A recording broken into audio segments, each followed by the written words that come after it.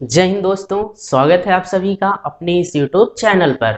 आज हम सब लोग इस वीडियो में बायोलॉजी के अंतर्गत परिसंचरण तंत्र यानी सर्कुलेटरी सिस्टम किसे कहा जाता है, इस सिस्टम के अंतर्गत मानव शरीर के कौन कौन से अंग होते हैं, उनका क्या क्या कार्य होता है, इन सभी के विषय में इस वीडियो में हम चर्चा करने वाले हैं। ठीक है, आइए सबसे पहले हम लोग क्या देखते हैं कि सर्कुलेटरी सिस्टम यानी परिसंचरण तंत्र क्या होता है। तो उसके पहले हम लोग क्या देख लेते हैं, परिसंचरण किसे कहा जाता है। तो मानव शरीर में कार्बन डाइऑक्साइड हो गया, ऑक्सीजन हो गई, पोषक तत्व हो गए, विटामिन हो गए, अस्कंदन हो गए, प्रतिस्कंदन हो गए, ये बहुत सारे ऐसे तत्व हैं जो पूरे शरीर में क्या करते हैं, परिवहन करते हैं। ठीक है, इसलिए इसको परिसंचरण कहा जाता है। यानी पूरे शरीर में क्या करते हैं, घूमते रहते हैं, परिवहन करते रहते हैं। यही क्रिया क्या कहलाती है, परिसंचरण कहलाती है। अच्छा, मानव शरीर के जिन अंगों के द्वारा यह क्रिया पूर्ण होती है उन्हें ही परिसंचरण तंत्र या परिवहन तंत्र कहा जाता है। ठीक है, तो परिसंचरण तंत्र के अंतर्गत मानव शरीर के कौन कौन से अंग आते हैं। तो सबसे पहले आ जाता है रुधिर यानी ब्लड आता है।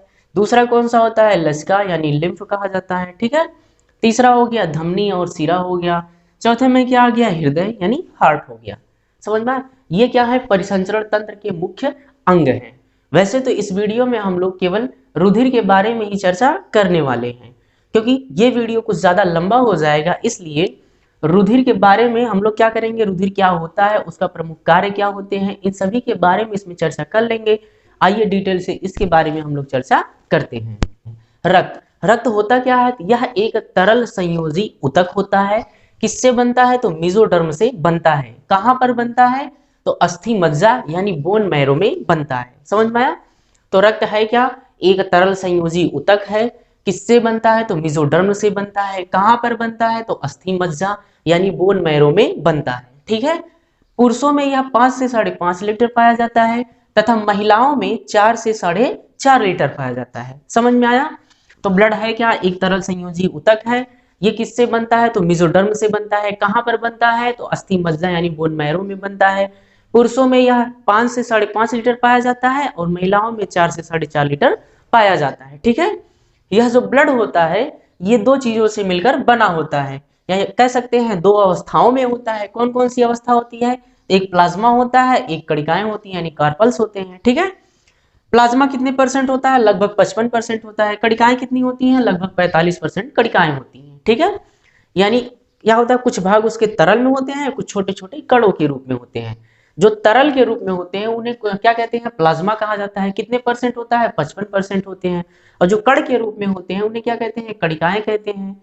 ये लगभग कितनी होती हैं, तो 45% होती हैं। समझ में आया। ये जो प्लाज्मा होता है, अच्छा इनको बताए थे, ये क्या करते हैं, कुछ पोषक तत्व या कुछ ऐसे पदार्थ पाए जाते हैं जिनका क्या करते हैं, संवहन करते हैं। प्लाज्मा में क्या क्या पाए जाते हैं, आइए इसकी चर्चा कर लेते हैं। प्लाज्मा में जल घुला रहता है, प्रोटीन घुला रहता है, पोषक तत्व घुले रहते हैं, उत्सर्जित तत्व होते हैं, हार्मोन होते हैं, स्कंदन होता है, प्रति स्कंदन होता है। इन सब का संवहन कौन करता है, तो प्लाज्मा करता है। प्लाज्मा में ये सब घुले रहते हैं, जहां जिसकी जरूरत होती है उस हिसाब से इसका परिवहन करता है। फिर इसके बाद आइए देखते हैं क्या होती हैं कणिकाएं। कणिकाएं कितने प्रकार की होती हैं, तो 3 प्रकार की होती हैं। कौन कौन सी होती हैं, यहाँ सबसे पहले कणिकाएं कौन सी होती है, आरबीसी।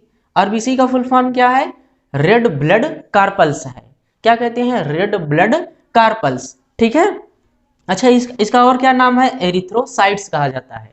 आरबीसी का एक क्या नाम होता है, एरिथ्रोसाइट्स होता है। ठीक है, अच्छा ये जो आरबीसी है इसका जीवन काल कितने दिन का होता है, 120 दिन का होता है। कितने दिन का होता है, 120 दिन का होता है। दूसरा क्या होता है, तो दूसरा डब्ल्यूबीसी है। डब्ल्यूबीसी इसका फुल फॉर्म क्या हो जाएगा, व्हाइट ब्लड कार्पल्स हो जाएगा। ठीक, फिर इसका दूसरा नाम क्या है, ल्यूकोसाइट्स है। इसका जो जीवन काल होता है कितने दिन का होता है, तो 12 से 15 दिन का इसका जीवन काल होता है। समझ में आया। फिर तीसरा क्या हो जाएगा, प्लेटलेट्स। ये सब क्या है, कणिका के रूप में यानी कण के रूप में है। ठीक है, तो तीसरा हो जाएगा प्लेटलेट्स। इसका दूसरा नाम क्या है, थ्रोम्बोसाइट्स है। इसका जो जीवन काल होता है कितने दिन का होता है, तो ये 5 से 8 दिन का होता है। ठीक, अब आइए इसके बारे में एक एक करके चर्चा करते हैं। ये क्या है, इसका फुल फॉर्म हो जाएगा रेड ब्लड कार्पल्स। ये कैसा होता है, तो लाल होता है। लाल क्यों होता है, क्योंकि इसमें क्या पाया जाता है, इसमें हीमोग्लोबिन पाया जाता है। ठीक है, हीमोग्लोबिन किस में होता है, तो रेड ब्लड कार्पल्स में होते हैं, इसमें होते हैं, इसलिए कैसा होता है, लाल होता है।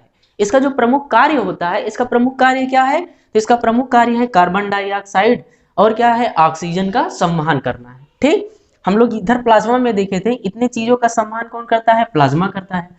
अब कणिकाओं में 3 प्रकार की कणिकाएं होती हैं। अब तीनों प्रकार की कणिकाओं में कौन कौन से कण किस चीज का संवहन करते हैं, तो ये आरबीसी किसका करता है, तो कार्बन डाइऑक्साइड और ऑक्सीजन का संवहन करता है। समझ में आया। ये जो आरबीसी होता है, इसमें माइटोकॉन्ड्रिया हो गया, केंद्रक हो गया यानी न्यूक्लियस हो गया, और क्या हो गया, लाइसोसोम, ये सभी इसमें नहीं पाए जाते हैं। ठीक है, जब ये खत्म होता है, इसका जीवन काल कितना है, 120 दिन का है। 120 दिन के बाद जब ये खत्म होता है, तो ये क्या करता है, अच्छा जो लाइसोसोम होता है ना, ये लाइसोसोम क्या करता है, साफ करने का काम करता है।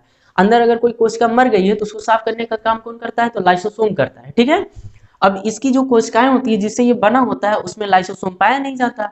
इसमें लाइसोसोम भी नहीं होता है, केंद्रक भी नहीं होता और माइटोकॉन्ड्रिया भी नहीं होता। ठीक है, जब इसमें लाइसोसोम नहीं होता है, जब ये मर जाता है यानी 120 दिन का पूरा जीवन काल कंप्लीट कर लेता है, तो मरने के बाद ये स्प्लीहा में चला जाता है। कहाँ चला जाएगा, स्प्लीहा में, और स्प्लीहा में जाने के बाद वहां समाप्त हो जाता है। इसलिए स्प्लीहा को आरबीसी का कब्रगाह भी कहा जाता है। ठीक है, तो ये प्रश्न याद रखिएगा, आरबीसी का कब्रगाह किसे कहते हैं, तो स्प्लीहा को कहा जाता है। ठीक है, अच्छा वो जो स्प्लीहा होता है इमरजेंसी में हमको ब्लड भी प्रोवाइड करता है। ठीक है, इसलिए उसको इमरजेंसी ब्लड बैंक के नाम से भी जाना जाता है। तो ये प्रश्न यहाँ पर याद रखिएगा, आरबीसी का कब्रगाह किसे कहते हैं, तो स्प्लीहा को कहा जाता है। और स्प्लीहा से क्या प्रश्न बनता है, तो इमरजेंसी ब्लड बैंक के नाम से किसे जाना जाता है, तो स्प्लीहा को ही जाना जाता है। समझ में आया। फिर आइए अब देखते हैं क्या डब्ल्यूबीसी। जो डब्ल्यूबीसी होता है, इसमें हीमोग्लोबिन नहीं पाया जाता, इसलिए कैसा होता है, सफेद होता है यानी व्हाइट होता है। ठीक है, यह डब्ल्यूबीसी का प्रमुख कार्य क्या होता है, तो मानव शरीर या किसी भी जीव को प्रतिरक्षा प्रदान करता है। फिर इसके बाद देख लेते हैं ये क्या है, प्लेटलेट्स। प्लेटलेट्स का दूसरा नाम क्या है, थ्रोम्बोसाइट्स है। इसका जीवन काल कितने दिन का होता है, तो 5 से 8 दिन का होता है। ये इसका प्रमुख कार्य क्या होता है, ये रक्त का थक्का जमाता है। अच्छा इसमें भी क्या होते हैं, माइटोकॉन्ड्रिया, लाइसोसोम और न्यूक्लियस सब पाए जाते हैं। ठीक है, इसमें भी पाए जाते हैं। समझ में आया। अब यहाँ से प्रश्न बनता है, ये जो आरबीसी होता है पुरुषों में कितनी संख्याओं के रूप में पाया जाता है, महिलाओं में कितनी होती है। फिर ये डब्ल्यूबीसी ऐसे प्लेटलेट्स भी संख्याओं में कितने महिलाओं और पुरुषों में पाया जाता है, इसको प्रश्न बनता है कभी कभी। ठीक है, तो यहाँ हम देख लेते हैं, जो पुरुषों में होता है यह आरबीसी, जैसे मान लेते हैं 1 mm की कोई ढक्कन लिए। ठीक है, ढक्कन होता है ना सिरप पीने वाला, 1 mm का लिए, उसमें भर लिए, ये ब्लड को भर लिए, कितना भरे हैं, 1 mm तक। उसमें देखेंगे ये जो आरबीसी का होता है, आरबीसी के कण कितने होते हैं, पुरुषों का अगर ब्लड लेंगे तो उसमें ये कितना हो जाएगा, 50 लाख से 55 लाख कणिकाएं होती हैं। यानी कह सकते हैं 50 लाख से 55 लाख पर mm³ होता है। यानी वो जो 1 mm का ढक्कन लिए हैं, उस ढक्कन में किसी पुरुष से निकालकर उसमें ब्लड को डाले हैं, तो उसमें देखेंगे आरबीसी की जो मात्रा होगी कितनी हो जाएगी, 50 लाख से 55 लाख पर mm³ होगा। ठीक है, अच्छा यही देखेंगे महिलाओं में यानी फीमेल में देखेंगे, तो ये लगभग 40 से 45 लाख पर mm³ होती है। ये महिलाओं में कम होता है, पुरुषों के ब्लड में ज्यादा होता है। ठीक, ऐसे ही डब्ल्यूबीसी का देख लेते हैं।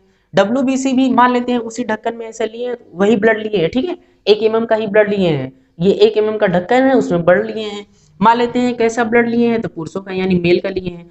तो मेल में ये जो डब्ल्यूबीसी की संख्या होती है, ये लगभग कितनी होती है, ये हो जाएगी 6000 से लेकर कहां तक होता है, 10,000 पर mm³ होता है। ठीक है, अच्छा महिलाओं में भी इतना ही पाया जाता है। डब्ल्यूबीसी की संख्या लगभग क्या होती है, समान होती है।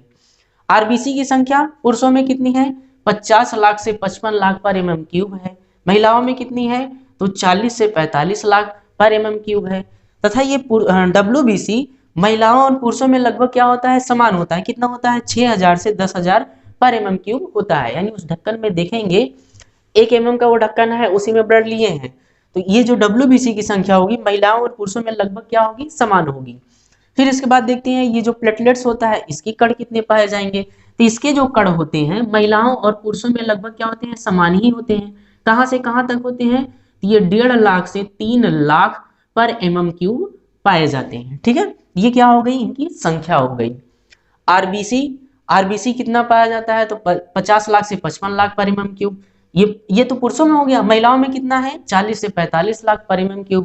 फिर WBC कितना पाया जाता है, उसी में देखेंगे वही जो ढक्कन में ब्लड लिए हैं 1 mm का है, महिलाओं और पुरुषों में लगभग समान होता है। कितना होता है, तो ये 6000 से 10000 पर mm³ होगा। ठीक है, ऐसे प्लेटलेट्स कितना हो जाता है, महिलाओं और पुरुषों में लगभग समान ही होता है। कितना होता है, तो 1.5 लाख से 3 लाख पर mm³ में होता है। ठीक है, समझ में, ये इनकी मात्रा हो गई। इस तरीके से हमने क्या देखा, ब्लड को देखें। ब्लड के कितने कितने रूप में होते हैं, 2 रूप में होते हैं, प्लाज्मा के रूप में होता है, एक कणिकाओं के रूप में होता है। प्लाज्मा किन किन चीजों का परिवहन करता है, तो जल हो गया, प्रोटीन हो गया, पोषक तत्व, उत्सर्जित तत्व, हार्मोन हो गए, स्कंदन हो गए, प्रतिस्कंदन। ये स्कंदन क्या होता है, प्रतिस्कंदन क्या होता है, अभी बाद में चर्चा कर लेते हैं। ठीक है, फिर कणिकाओं के रूप में कितने % पाए जाते हैं, 45% है। तो इसमें कणिकाओं में पहला क्या होता है, आरबीसी होता है। आरबीसी को क्या कहते हैं, एरिथ्रोसाइट्स कहा जाता है। इसका जीवन काल कितने दिन का होता है, 120 दिन का होता है। इसमें लाइसोसोम, माइटोकॉन्ड्रिया तथा न्यूक्लियस नहीं पाया जाता है। ये मरने के बाद स्प्लीहा में चला जाता है, क्योंकि इसमें लाइसोसोम नहीं पाया जाता, इसलिए स्प्लीहा को क्या कहते हैं, आरबीसी का कब्रगाह कहते हैं। और स्प्लीहा को दूसरे नाम से भी जाना जाता है, इमरजेंसी ब्लड बैंक के नाम से। ठीक है, इसका प्रमुख कार्य क्या होता है, तो कार्बन डाइऑक्साइड ऑक्सीजन का सम्मान करना होता है। ठीक, फिर दूसरे नंबर पर क्या आ जाता है, डब्ल्यूबीसी। डब्ल्यूबीसी का दूसरा नाम क्या है, ल्यूकोसाइड्स है।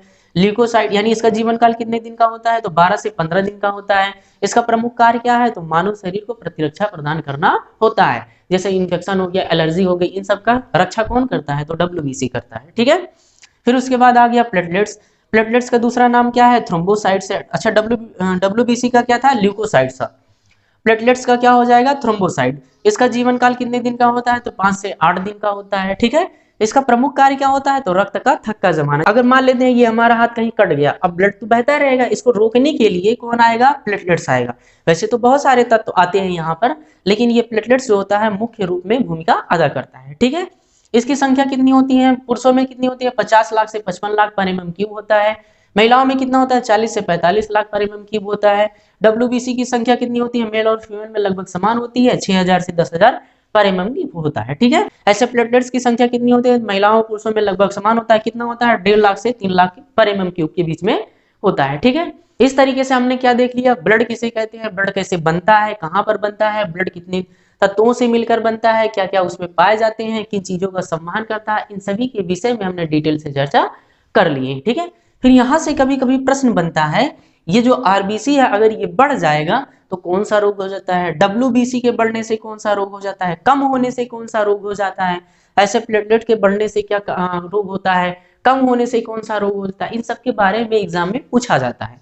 आइए इसके बारे में हम लोग क्या करते हैं, चर्चा कर लेते हैं। ठीक है, आइए देखते हैं आरबीसी के कम होने से तथा अधिक होने से कौन कौन सा रोग होता है। ऐसे डब्ल्यूबीसी के बढ़ जाने से, कम हो जाने से क्या होता है, प्लेटलेट्स के कम हो जाने से, बढ़ जाने से क्या क्या होता है, आइए इसके बारे में चर्चा कर लेते हैं। ठीक है, जैसे देखिए आरबीसी है, आरबीसी जब कम हो जाता है तो कौन सा रोग हो जाता है, एनीमिया रोग हो जाता है। ठीक है, ऐसे आरबीसी जब बढ़ जाता है यानी अधिक हो जाता है तब कौन सा रोग हो जाता है, पॉलीसिथीनिया हो जाता है।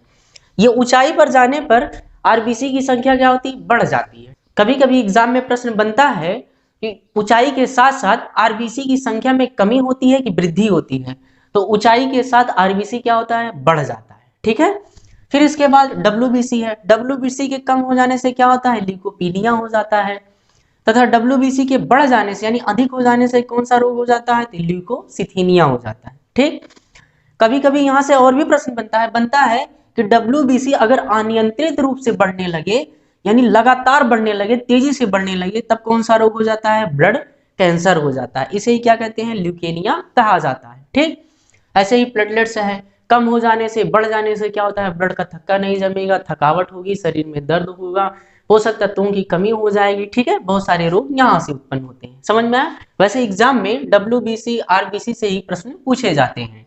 सबसे अधिक प्रश्न क्या पूछेगा, यही पूछेगा कि डब्ल्यूबीसी के अनियंत्रित वृद्धि से कौन सा रोग होता है, तो ब्लड कैंसर होता है। और इसकी दूसरी भाषा में क्या कहा जाता है, तो ल्यूकेमिया कहा जाता है। ठीक है, इस तरीके से हमने ब्लड के बारे में संपूर्ण चर्चा कर लिए हैं। मिलते हैं नेक्स्ट वीडियो में और देखेंगे ब्लड ग्रुप के बारे में, ब्लड ग्रुप में क्या क्या होता है, कैसे उसको पहचाना जा सकता है, पूरा डिटेल से अच्छे से चर्चा करेंगे। यह वीडियो यहीं पर समाप्त होता है, तो मिलते हैं नेक्स्ट वीडियो में ब्लड ग्रुप के साथ। तब तक के लिए जय हिंद दोस्तों। और हाँ, वीडियो अच्छा लगा हो तो वीडियो को लाइक जरूर कीजिएगा और चैनल को सब्सक्राइब जरूर कर लीजिएगा। ठीक है, तब तक के लिए जय हिंद दोस्तों।